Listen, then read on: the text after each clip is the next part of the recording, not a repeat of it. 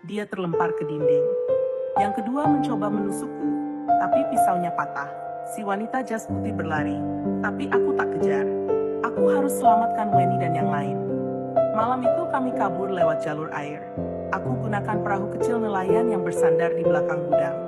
Satu persatu gadis yang kubebaskan kubawa ke perahu. Total ada 9 orang. Kami menyusuri sungai tenang di bawah cahaya bulan. Aku mendayung, tangan gemetar tapi semangatku menyala. Kami selamat. Keesokan harinya, berita tentang pembebasan dramatis TKW oleh sesama korban menyebar luas. Beberapa media lokal menulis berita samar karena tak ada yang tahu bagaimana aku bisa melawan para penjaga bersenjata. Tapi ada satu artikel yang menarik.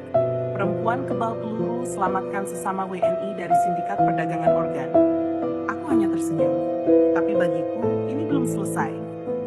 Beberapa hari kemudian, seorang petugas dari Interpol datang menemuiku.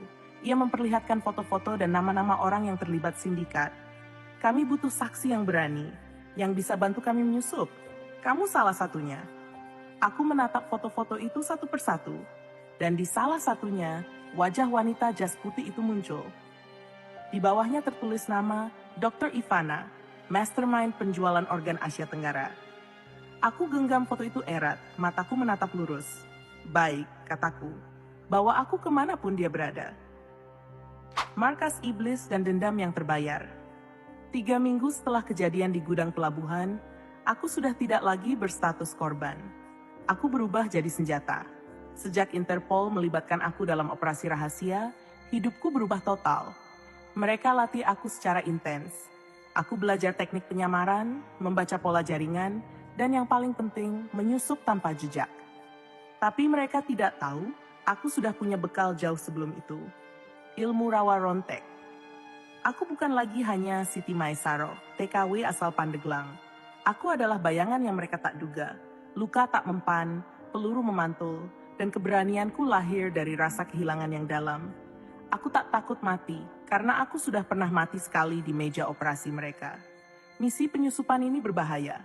Sasaran kami, markas utama sindikat perdagangan organ di wilayah perbatasan Kamboja, Thailand. Tempat ini dikenal sebagai klinik medis internasional, topeng dari fasilitas penyiksaan berdarah. Dan wanita yang memimpin itu semua. Dr. Ivana, wanita muda, kejam dan pintar, dialah dalang semua mimpi buruk kami. Aku dikirim ke sana dengan identitas palsu, sebagai TKW Filipina yang ingin jual ginjal secara sukarela. Hanya satu tujuan, masuk ke dalam markas itu. Dan dari dalam, kubakar semuanya. Saat aku tiba, aku melihat bangunan itu. Putih, bersih, dengan taman kecil dan satpam tersenyum di pintu depan. Tapi begitu masuk, hawa dingin terasa. Suara langkah kaki, suara monitor, dan aroma kloroform menyengat. Aku dipandu ke ruang isolasi. Kamera tersembunyi merekam semua sudut. Tapi aku tahu cara bergerak. Kunci dari semua ini adalah sabar dan tenang, seperti saat aku dulu memasak di rumah majikan. 3 hari aku bertahan di sana. Merekam semua sudut, menghafal jadwal, dan malam keempat, saat listrik sengaja kuputuskan dengan alat kecil dari Interpol, aku mulai bergerak.